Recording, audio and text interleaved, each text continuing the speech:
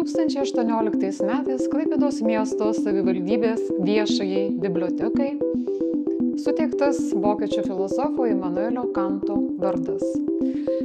Šiais metais minime filosofo 300-asias metines ir pirmą kartą istorijoje Klaipėdos miesto savivaldybės Imanuelio Kanto viešoji biblioteka surengė puikų festivalį Kanto dienos Klaipėdoje. Vandens medijų pleneras Laudacija Kantui vaizduotė ir realybė buvo svarbi festivalio dalis ir atskiras renginys, kuris pratęsė tradiciniu tapusi Renatės Lūšės akvarelės plenerą. Nuo 76 metų šis pleneras buvo skirtas tik akvarelistams ir iki šiol kiekvienais metais šitas akvarelės pleneras yra Klaipėdoje organizuojamas. Nuo 1980 metų akvarelės plenerams vadovavo dailininkė, pedagogė Renatė Lūšis. Nuo tada šitie plenerai tapo tarptautiniais, nes Renatė Lūšis sugebėdavo į akvarelės plenerus, kuriuos organizuodavo kasmet, sukviesti menininkus iš Pabaltijo, iš Suomijos, iš Švedijos, iš Norvegijos. Kaip minėjo Sondra Simanaitienė, Renatei šitie organizaciniai dalykai sekėsi labai lengvai ir labai paprastai. Jie nieko nereikšdavo suburti žymius menininkus, sukviesti į Klaipėdą, suburti juos į kūrybinę stovyklą ir sukurti puikiausių darbų. Šiais metais akvarelės pleneros organizavo Klaipėdos miesto savivaldybės Imanuelio Kanto viešoji biblioteka. Aišku, mums tai buvo didžiulis iššūkis ir tuo pat metu didelė garbė, todėl kad niekada to nesame darę. Šiek tiek abejojame savo jėgomis, bet manau, kad mums puikiai pavyko. Ir beplanuojant tą festivalį, visą festivalio organizacinę veiklą, paskambina Birutė Skaisgirienė ir sako, ar galim suorganizuoti mes dailininkams plenerą. Na, mes tokios patirties biblioteka neturi, truputėlį išsigandę, bet priėmėm šią avantiūrą. Nežinom, kaip čia mums gausis, nes biblioteka niekada neorganizavo plenero, bet mes labai tikimės, kad mūsų draugystė ir nuoširdumas papirks viską. Į akvarelės plenerą, kuri šiais metais vadinosi vandens medijų pleneru, o vandens medijos tai yra toks talpesnis žodis. Ir į šį plenerą galėjome pakviesti menininkus, kurie kuria ne tik akvarelę, bet ir kitokiais dažais, kurie yra skiedžiami vandeniu, arba savo tapyboje menininkai taiko įvairias liejimo technikas. Taigi vandens medijų pleneras sukvietė 28 menininkus. Turėjome svečių iš Danijos, tai Andersas Hjuler, kuris atvažiuoja dažnai, tai yra dažnas akvarelės plenerų svečias, ir 10 svečių iš Vilniaus, Kauno, Šiaulių. Na ir likę plenero dalyviai tai buvo klaipėdiečiai, menininkai, akvarelistai. Kaip namų darbus menininkai atsivežė po vieną darbą, kurių tematika būtinai turėjo sieti su vokiečių filosofo Imanuelio Kanto vardu, su jo filosofinė mintim, su jo galbūt kultūriniu kontekstu, su jo mintimis. Ir pirmoji mūsų paroda įvyko Klaipėdos universiteto humanitarinių ir socialinių mokslų fakultete spalio 8 dieną. Vėlgi turiu labai padėkoti Klaipėdos universiteto humanitarinių ir socialinių mokslų fakulteto dekanui, profesoriui Rimantui Balsiui, kuris taip pat yra visada labai atviras visom kultūriniam idėjom. Taigi Rimantas mielai pakvietė mus surengti parodą ir taip ir padarėme. Labai gera idėja sujungti festivalį su pleneru, todėl kad menininkai buvo įvesti į temą nuosekliai ir labai giliai. Plenerą pradėjome nuo pažinties su Imanuelio Kanto kambariu, kuris yra įrengtas Klaipėdos miesto savivaldybės Imanuelio Kanto viešojoje bibliotekoje. Ten surengėme tokią trumputę preskonferenciją ir papasakojome apie Imanuelį Kantą. Manau, kad tai buvo labai gera pradžia, kuriantiems Kanto tematika. Kaip sakė patys menininkai, buvo labai daug renginių ir labai daug visokių iniciatyvų, kurios padėjo geriau pažinti Immanuelį Kantą, pažinti jo filosofiją, susipažinti su jo filosofinėmis mintimis ir pažinti jį kaip asmenybę. Nes nepaslaptis, kad Kanto filosofija yra sunkiai įkandama, sunkiai suvokiama, bet per tą savaitę, anot menininkų, jie prisijaukino ir Kantą, ir jo filosofiją. Per savaitę nuveikėme labai daug. Mūsų kūrybinė stovykla, štabas buvo įsikūręs akcinė bendrovės Klaipėdos Energija patalpose. Tai yra tokia nauja kultūrinė erdvė, pramoninė kultūrinė erdvė, kuri yra labai lojali ir labai draugiška visokiems meniniams projektams. Ir esu be galo dėkinga AB Klaipėdos Energija direktoriui Rolandui Baltoniui, kuris įsiklausė į mūsų lūkesčius ir suteikė pleneristams puikias erdves darbui ir kūrybai. Menininkai kūrė buvusiame medicinos punkte, kur kiekvienas turėjo beveik po atskirą dirbtuvę, kur buvo šilta, jauku, šviesu. Žodžiu, visos sąlygos, kokios būtinos kūrybai. Reportažas iš vandens medijų plenero Laudacija Kantui vaizduoti ir realybė. Esame 3 menininkių iš Vilniaus ir iš Kauno, ar ne, dirbtuvėje. Ir mums, aišku, kaip organizatoriams labai svarbu, ar mūsų šitas Kanto festivalis kažkaip prisidėjo prie jūsų kūrybinių minčių, ar davė įkvėpimo, ar tas Kantas pasidarė labiau valgomas, suprantamas. Ir tiesiog kaip jums sekėsi šitą temą įgyvendinti, tai kalbinu kiekvieną atskirai. Ir stengiamės kažkaip tai suprasti tą savo vietą, tą savo, kaip čia mes galim įsirašyti į visą tą kontekstą.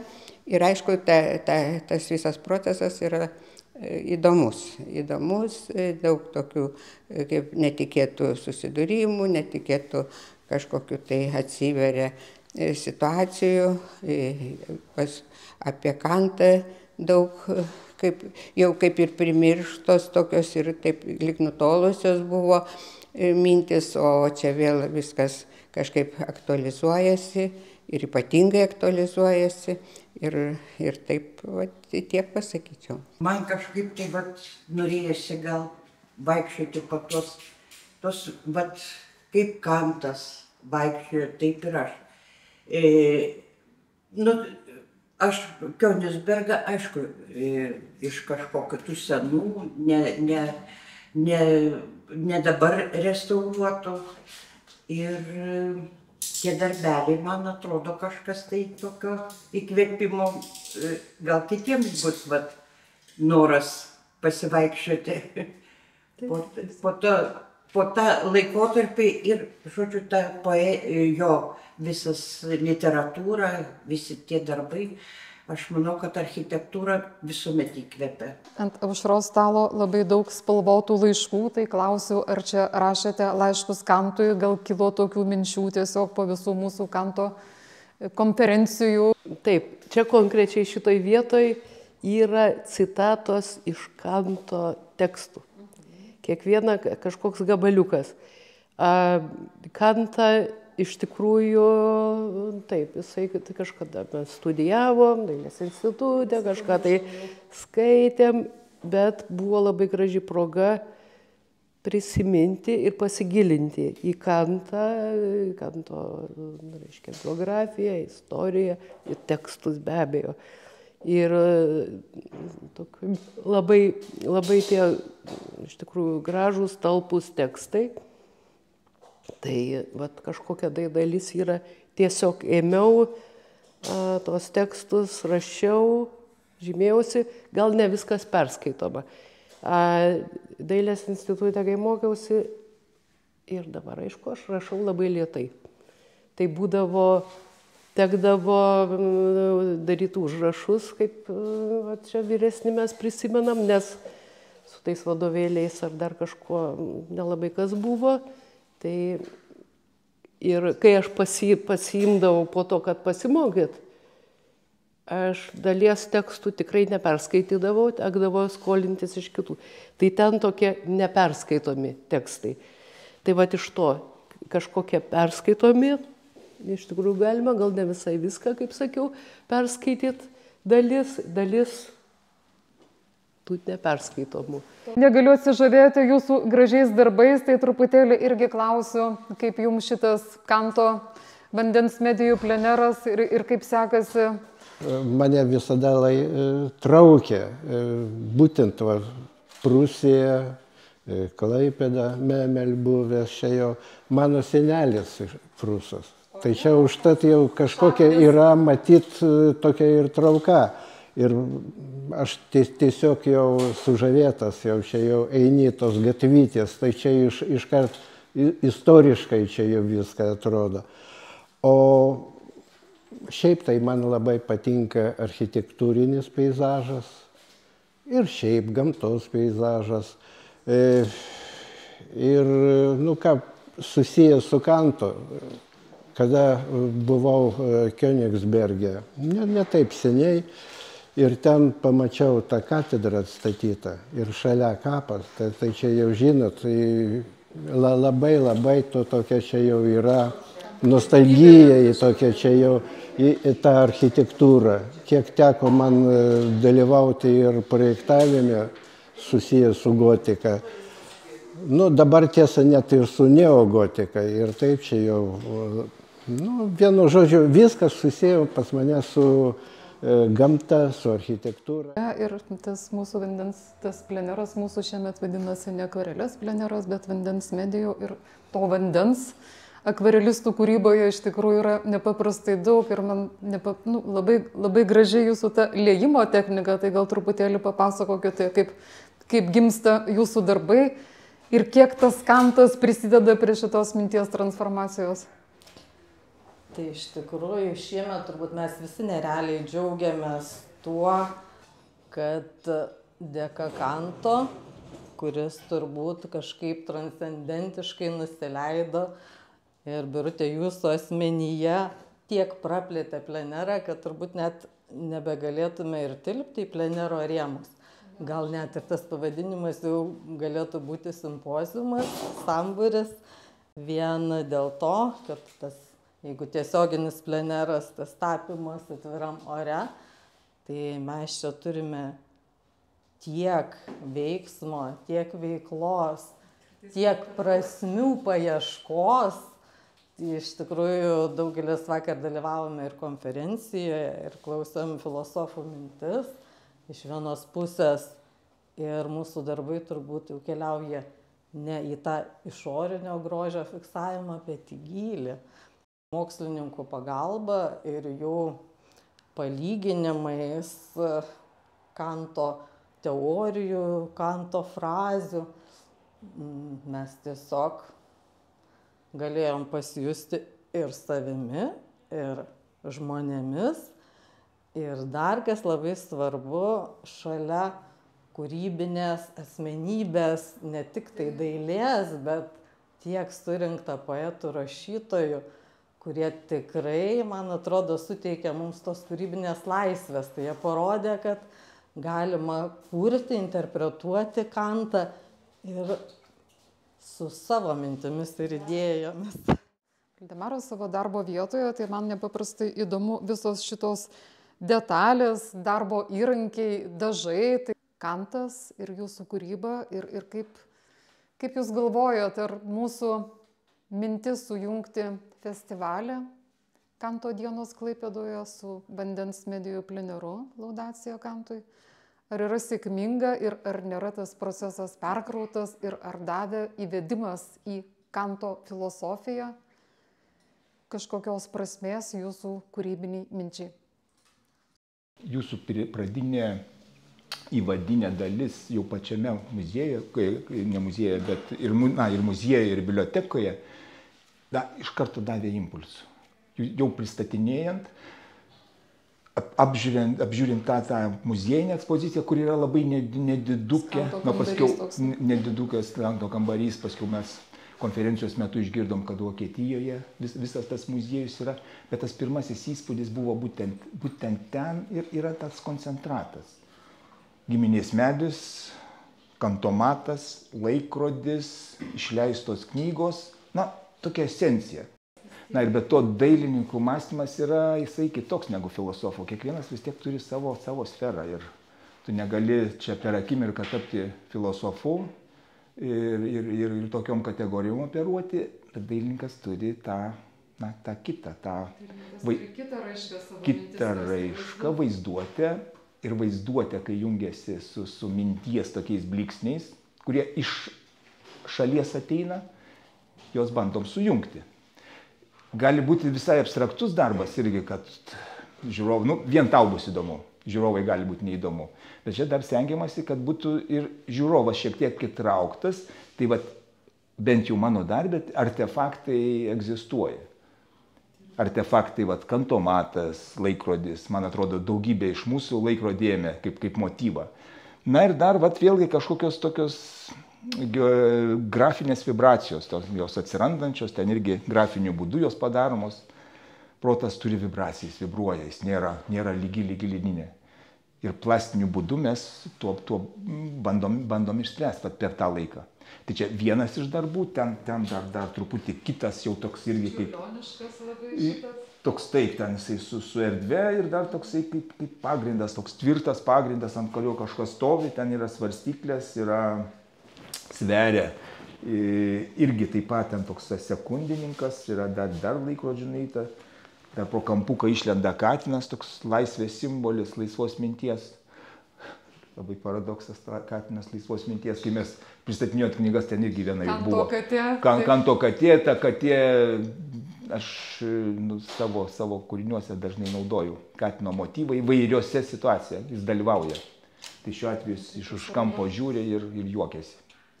Mes labai džiaugiamės, kad mūsų tos pasėtos sėklos į derlingą dirvą davė rezultatų. Ir smagu, kad tose abstrakčiose akvarelėse, ar ne, vis tiek yra tas realus pamatas. Tie ženklai, tie simboliai susiję su Kantu, jie vis tiek atrado vietą ir net ir šitoj abstrakčioj kūryboje. Tai labai džiaugiuosi. Miela Daiva, kaip jaučiatės, kaip sekasi šitam plenere, ką spėjote nuveikti per tas keletą dienų, tiesiog papasakokit, kaip jūsų, kaip Kanto idėjos, Kanto asmenybė atsispindi jūsų darbe ir kaip jo kūryba inspiruoja jūsų kūrybą. Iš tikrųjų, šį kartą yra puikiai galimybė prisiliesti prie filosofo Immanuelio Kanto grynojo proto kritikos ir visą tai perteikti per save žodžio ir vaizdo sintezė. Kurdama pirmą darbą, kurį paskiriau Immanueliui Kantui, galvojau, kokiu laikmečiu gyveno Immanuelis Kantas, ant kokio popierio rašė, kuo jisai rašė, rašydamas, ką išgyveno, koks tempas, ritmas atsiskleidė jo žodžiuose ir jo raštuose. Ta aš pabandžiau perteikti per savo kaligrafinę abstrakciją pirmame darbe ir tuos darbus tęsiu toliau. Atsispyrusi nuo Immanuelio Kanto, šį kartą noriu pažymėti, per save perteikti, kaip aš galėčiau visą tai atspindėti šiuolaikinėmis priemonėmis, akvarelę, ir panaudodama teptuką, ploną, storą, kontrastą, niuansą ir visą tą emocinį išgyvenimą, tos sąlyčio taškus iš žodžio į vaizdą keliaujant. O jaučiuosi čia labai gerai, atradau puikių žmonių, kolegų, iš kurių galima pasisemti patirties ir parodyti, pasidalinti savo patirtimi ir išgyvenimais. Todėl labai džiaugiuosi, kad šį kartą esu tarp dailininkų, ne vien tik tarp rašytojų ir poetų. Aš tai galvoju, kad Daiva, čia jūsų antra mūza. Tiesiog draugauja mūzos, ar ne? Jūs esate ir rašytoja, ir menininkė, ir kaligrafė, ir labai smagu, kad šios visos jūsų trys meninės raiškos išsiliejo akvarelėje, ar ne, ir tikrai labai daug gražių tekstų, labai daug gražių žodžių. Ir visą tai suvesta į akvarelės spalvinį koloritą, tai duoda kūriniui dar papildomo emocinio krūvio, papildomos raiškos, tai tiesiog labai džiaugiuosi ir labai sveikinu ir labai ačiū, kad dalyvauju. Kaip Kantas per šitą savaitę transformuojasi jūsų kūryboje? Matyt, gal aš dar plačiau pažiūrėsiu, ne tik Kantas, bet kaip ir kiti filosofai, kurie nurodo kelią, kaip turėtų būti, kaip tas tobulas gyvenimas turėtų atrodyti. Ir apie tai kalba netgi, ko mes visiškai nesusimastame. Ir man atrodo, būtent vandens medijos labai tinka, nes viskas aplink mus ir mūsų mąstymas gali plaukti taip, kaip vanduo ir judėti. Nuo smūgio, nuo sujudinimo, nuo lietaus, pagaliau nuo mąstymų, netgi nuo požiūrio. Vanduo taip pat reaguoja į pyktį, į gėrį. Tai tiek matyt. Matyt, tas Kantas tiesiog įsipaišo visus kitus į tą mąstymą platesnį ir į tą sąmonę, kuri yra šiek tiek aukščiau už mus. Kantas didžiulė pagarba, tai yra filosofija. Tai žymiai pagilina, gilio deda kūrybai, apmąstymui ir naujų tokių potėmių atsiradimui. Čia, ką jūs matote, yra būtent galvojant, mąstant, skaitant apie Kanto filosofiją, tai yra 12 kategorijų, grynojo proto kritikoje, kaip jis labai skirstė viską gana tiksliai ir racionaliai, tai aš pabandžiau tiesiog vizualiai tą perteikti ir kažkodėl, negaliu paaiškinti kodėl, bet man iš karto ėjo per tokį ratas, susisijęs su tom kategorijom, susisijęs su laikrodžiu netgi. Taip pat paskui tik tai tą pagalvojau, kad irgi turi 12 valandų. Ir taip pat ir Klaipėdoje pamatytas apžvalgos ratas prie molo. Irgi manis kažkaip suėjo su visu šituo dalyku. Tai dėl to būtent šitam plenere atsirado šitie apskritimai ir toksai grupavimas Kanto, neapsijom ir be raidžių.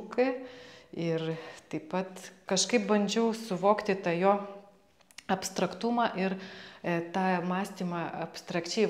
Sudalyvavom labai nuostabu, kad sutapo su filosofijos savaitė keliose paskaitose. Tai labai nuostabu, iš tikrųjų, tiek daug minčių ir iškart pagalvojau apie smegenis ir kažkaip sąmoningai jau tada irgi atskiras ciklas yra, kur daug visokių rėželių, roželių, tai yra žmogaus beribės jungtys, smegenys ir būtent taip norėjau išreikšti Kantą. Tai yra per protą, per mąstymą, per struktūrą. Ir aš jaučiu, kad šitos mintys, jos čia labai daug visko iš tikrųjų per kelias dienas, bet jos dar deda pamatus ateities kūrybinėms idėjoms, galbūt plėtoti tą temą, galbūt vystyti taip. Tai Kantas yra tikrai nuostabi mintis. Tai mes džiaugiamės kaip organizatoriai, kad suderinom Kanto festivalį su pleneru dedikuotu Kantui. Aišku, tai yra labai sudėtinga, bet ir labai prasminga. Mane kas sužavėjo, tikrai daug dalyvauju pleneruose įvairiuose, bet šis yra išskirtinis. Todėl išskirtinis, kad čia yra literatūros daug, knygų pristatymų, apmąstymų, diskusijų, filosofijos savaitė ir toks jisai gaunasi platesnis, tarpdisciplininis, kas yra nepaprastai. Labai ačiū Jums už tai. Kantas ir tavo kūryba, kokiu rakursu tu transformuoji savo mintį, kaip tu bandai atskleisti Kantą savo kūryboje? Tai ir pats tada bandai kažkaip save suvokti tame visame ir surasti ryšį su savo kūryba. Ar gali pritaikyti Kanto kažkokias mintis savo? Nes taip, be plenero, kažin ar aš imčiausi tokios sudėtingos temos. Trumpai tik pasakysiu, jeigu su savo kūryba, kaip pradžioj sėjau, tai paėmiau jo tą nagrinėjimą, tą liniją dualizmo. Ir taigi galima įvairiais būdais perteikti. Aš esu ne ne abstrakcijų mėgėja, labiau galbūt realistė. Ir čia jūs matot tą šiltų, šaltų spalvų kontrastą, jo. Ir portretai universitete, kur kabo, tas lengvumas akvarelės atsveria pirmam plane, tas dengiantis dažai akrilo, kur nutapytas tiurmortas, jo. Miela Aldona, žaviuosi jūsų nutapytais, nulietais Imanuelio Kanto portretais, kuriuos eksponuojame Klaipėdos universitete. Sakykite, o Kanto minties, Kanto filosofinės minties transformacijos jūsų kūryboje, ar radote dar kokį kitą būdą kalbėti apie Kantą, ar geriausia buvo nutapyti jo portretą? Su akvarelė daugiausiai susidūriau nuo tada, kai Renata Lūšis, atrodo 13 metais, pradėjo organizuoti pastovius seminarus ir mes labai gražiai draugavom. Tada temų buvo įvairių. Mane imponuoja portretas. Man įdomus buvo pamatymai. Žinoma, juk tai yra kitas šimtmetis. Gal ir tos aprangos kitokios, bet kiekvienoje vietoje, tiek grafinėme vaizdavime, kiek teko mums dar pamatyti, tiek tokiam tapybiniam vaizdavime, kurių nedaug, gal mes tiesiog nesugebėjom rasti, bet visur man užkliuvo labai prasmingos ir gilios Kanto akis. Man atrodė, kad tai yra svarbiausia, kaip sakoma, kad akis yra sielos veidrodis. Tai man atrodė, o be to dabar gal anksčiau taip labai ne, bet juk mes irgi socialinius mokslus mokėmės aukštoje mokykloje, tai su Kanto filosofija šiek tiek buvom labai aplamai, bet buvom pažįstami. Gerbiamas Antanai, jūs turbūt kaip niekas kitas daugybę kartų esate dalyvavęs Renatės Lūšės vardo akvarelės plenere. Ir sakykite, kokia yra jūsų buvusių plenerų patirtis ir kaip jums atrodo šitas pleneras, kuris turi Imanuelio Kanto vardą ir kaip šita Kanto tema sekėsi jums kūryboje šitame plenere? Nu ir be abejo, tai labai didelė atsakomybė, kadangi tai čia buvo jubiliejinis Imanuelio Kanto ir Renatės kitas įvardėjimas.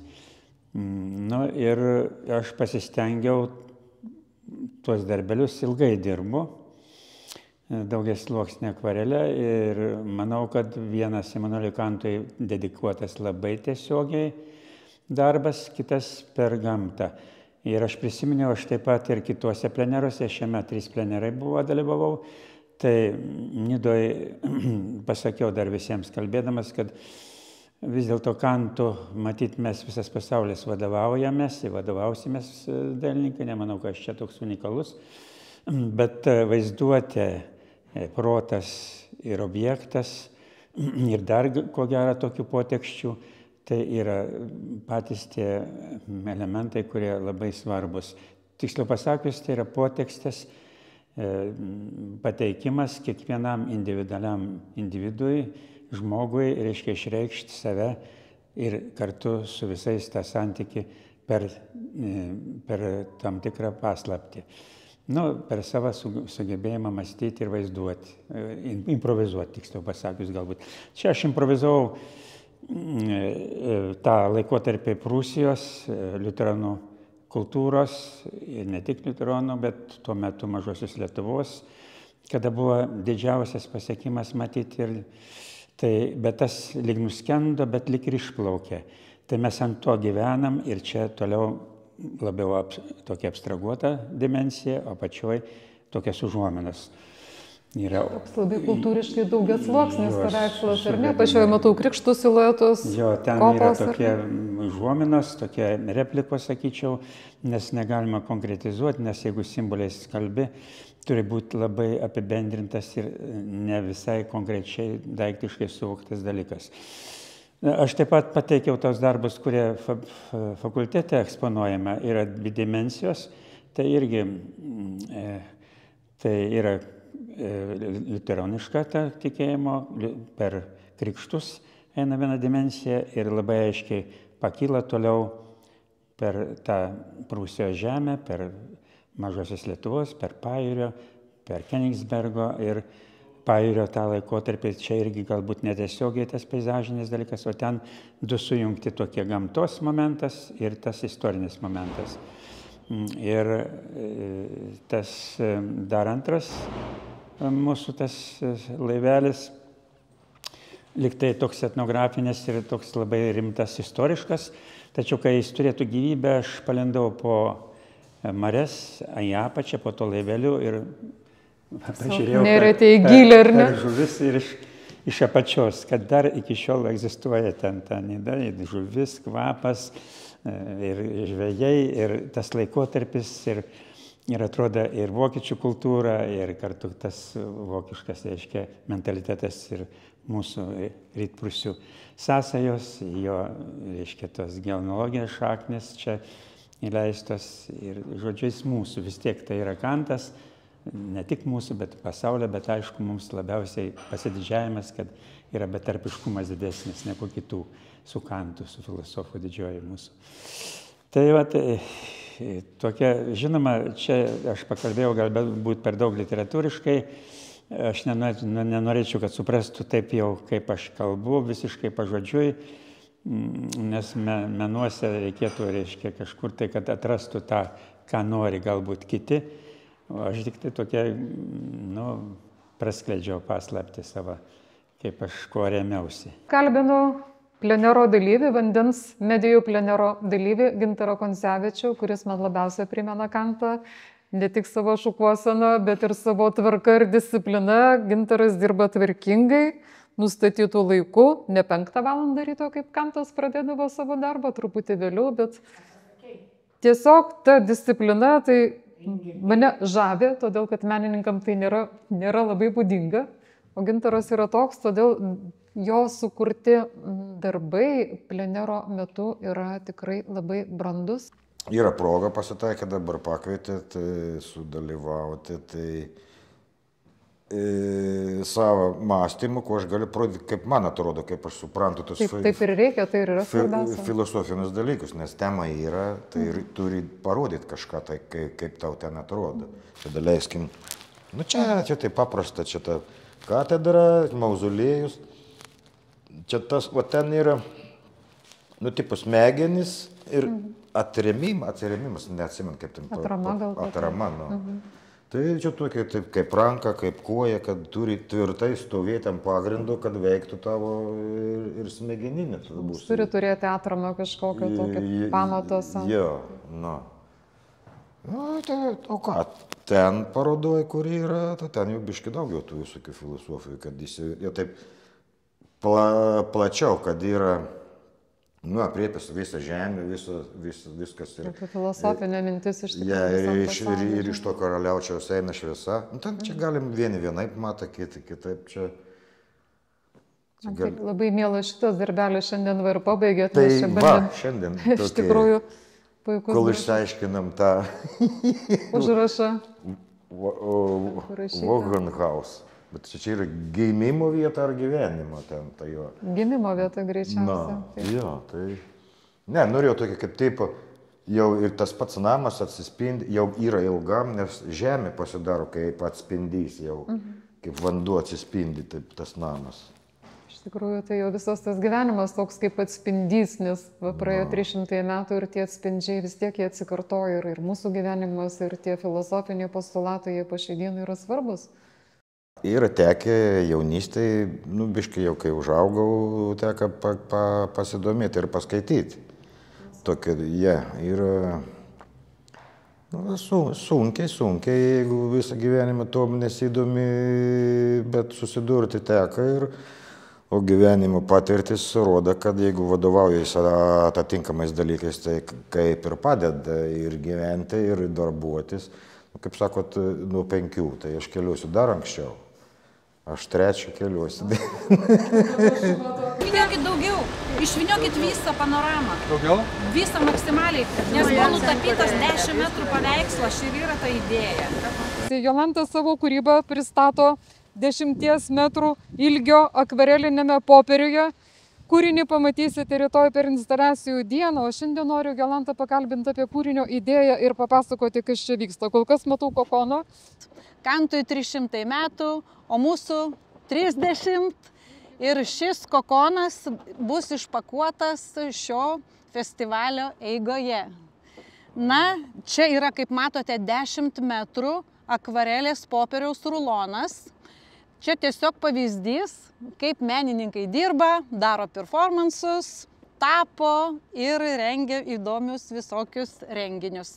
Šis popierius yra kaip liudijimo ženklas 10 metrų tikros akvarelės popierius, o 10 metrų panorama būtent su Klaipėdos uostamiesčio ažūru, todėl kad klaipėdiečiai visi mato saulėlydį vakarų pusėje, o tai yra uostas, kranai, laivai, banguojantis ažūras. Žiūrime, lydime saulę per ažūrą. Taip, saulė leidžiasi uostamiesčio ažūro vaizde. Dabar paprašysiu Liutauro pakalbinti banguojantį. Atsiprašau. So good German, he said, das Ding and sick, and everybody laughed. But I think I made this work for this Kant festival called Das Ding an sich. And that's what I'm thinking of with Kant, that you don't know anything about you, but you can be a little more if you are together and you have this time and space. Okay. And that's what you have a priori. Main categories of Kant, Yeah, space. exactly. Yeah. Space and time. Okay. And what are your impressions? The first impression about this event? Have you got any idea? Of Kant? Well, I think he's much like Kierkegaard in Denmark, the great philosopher. Also a very small man, but very great. Okay. And he was the first to make the roots for existentialism. And Kant was too, thinking of the Austrian Husserl and Heidegger and such great philosophers, also Marx. So I think he was a man coming in progress before the others, and I think that was great. As you know, maybe Kant make very new understanding of art. Yes. Because of his concept of imagination. Yes. It's another kind of imagination. So good luck for you. Yeah, thank you very much. And don't forget the zipper. Stengiamės savo menininkus ne tik įdarbinti, bet ir užimti. Kiekvieną vakarą stengiamės jiems surengti kokius nors įdomius tematinius vakarus. Vienas iš tokių vakarų buvo susitikimas su poetu, filosofu, eseistu, rašytoju Liutauru Degėsiu. Kodėl Liutauras Degėsys? Todėl, kad Liutauras Degėsys taip pat yra filosofas, psichologas ir aš galvoju, kad jo asmenybė, jo kūryba yra arčiausia Kanto, arčiausia filosofijos ir menininkams buvo įdomu susipažinti su jo filosofinė lyrika, su jo filosofinė poezija.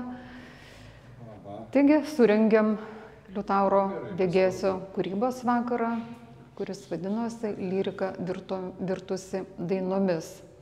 Žiupsnelis saulės ryto vandenyje, tokioj niūrioj, juodoj rugsėjo upėj, yra sušalęs tarsi tavo lūpos, yra dajingas tartum bučinys. Netyčia susitinkam nuolatos, kaip susitinka dvi bijūnų galvos.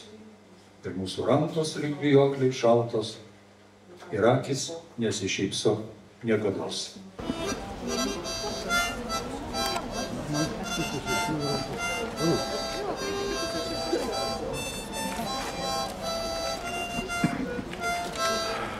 Dar viena tokia, sakyčiau, neįprasta akvarelės plenerui idėja buvo surengti instaliacijų dieną, kuri vyko Klaipėdos energijos patalpose, senojoje įrengimų salėje ir visą tą dieną mes skiriame įvairiems performansams. Surengėme žymaus performerio Beno Šarkos pasirodymą, kuris vadinosi Kanto kategorinis imperatyvas.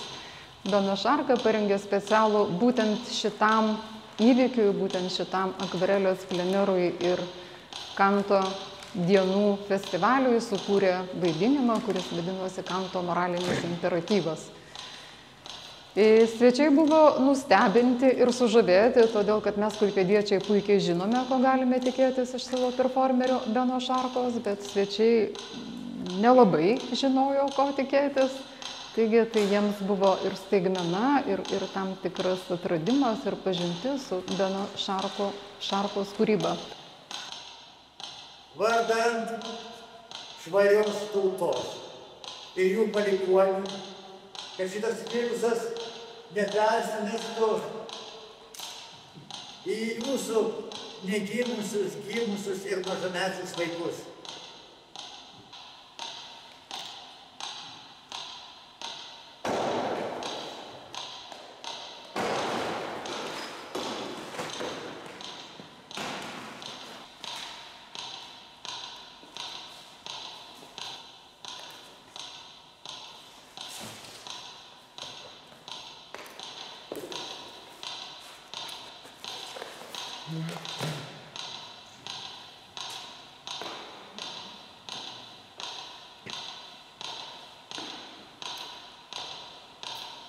Taip pat savo performansus ir tokius trumpus meninės instaliacijas pristatė menininkė Liuda Liaudanskaitė, kuri sukūrė net 3 performansus.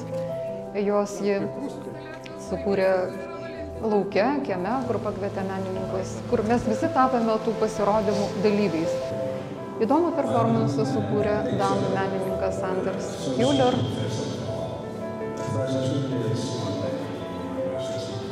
Filmuota video medžiaga iš savo tokio, sakyčiau, akvarelinio performanso pristatė menininkė Jolanta Vitkutė.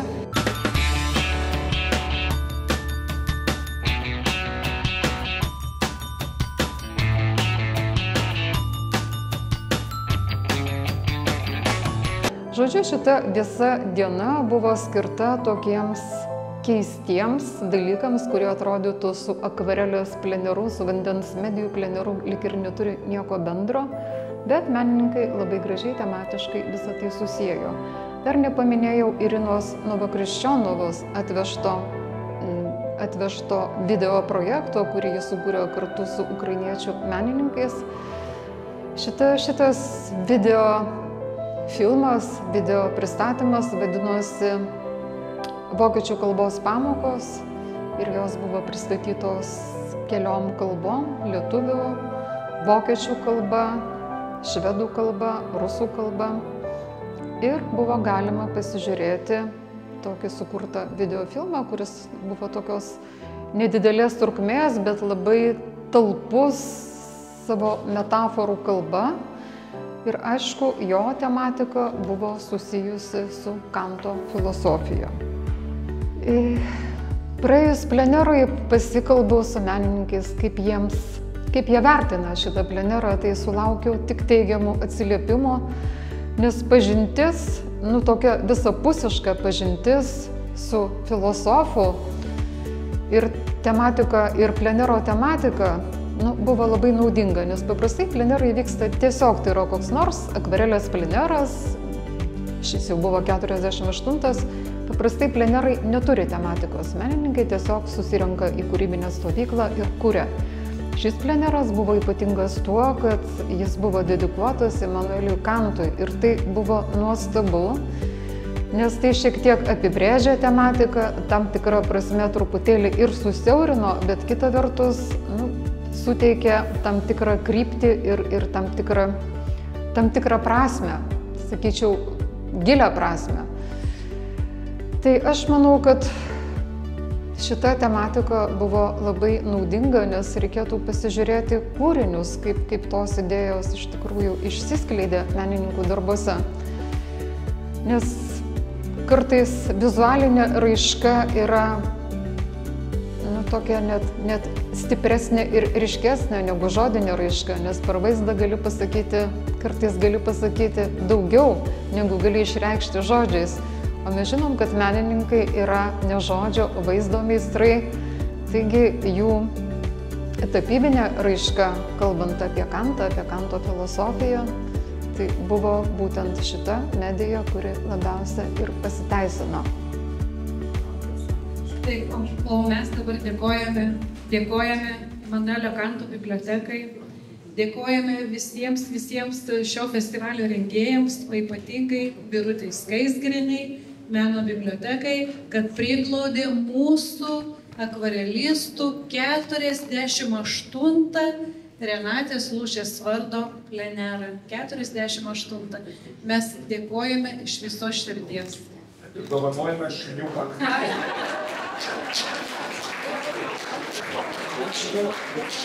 Dėkojame už tai, kad mums padovanojote daug nuostabių minčių ir didžiulį įkvėpimą tolimesniai kūrybai ir tikimės toliau bendrauti ir sukurti dar geresnių. Tobulumui nėra ribų. Dėkojame iš viso širdies. Ačiū labai.